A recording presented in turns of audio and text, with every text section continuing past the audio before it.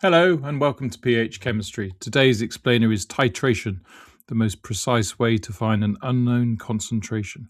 By the end of this video, you'll know the steps, the standard apparatus, and how to read the burette properly for marks.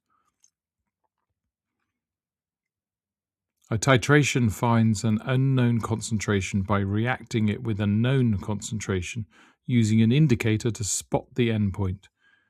So, pipette a fixed volume of one solution into a flask, burette the other in until the indicator just changes colour, and then repeat for concordant results within 0.10 centimetre cubed.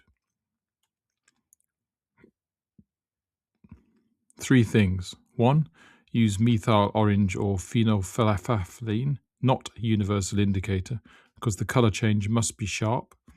2. Read the burette from the bottom of the meniscus at eye level. 3. Discard your first rough run. Use the concordant ones to average. Common slip. Calculating from a rough titr rather than instead of the concordant ones.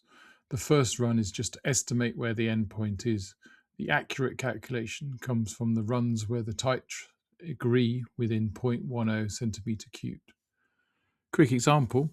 25 centimetres cubed of HCl needed 20 centimetres cubed of 0.100 mole per decimetre cubed sodium hydroxide to neutralise. Moles of sodium hydroxide equals 0.020 times 0.100 equals 0.002. So moles of HCl equals 0.002. So the concentration, therefore, equals 0.002 divided by 0.025 equals 0.080 mole per decimetre cubed. Right, if any of this is going to stick beyond this video, drop into phmaths.com to practice. You'll find a free 4-week GCSE higher revision planner ready to download, plus mastery workbooks across maths, biology, physics and chemistry. One for every higher topic in each subject, every answer fully worked, every common slip flagged.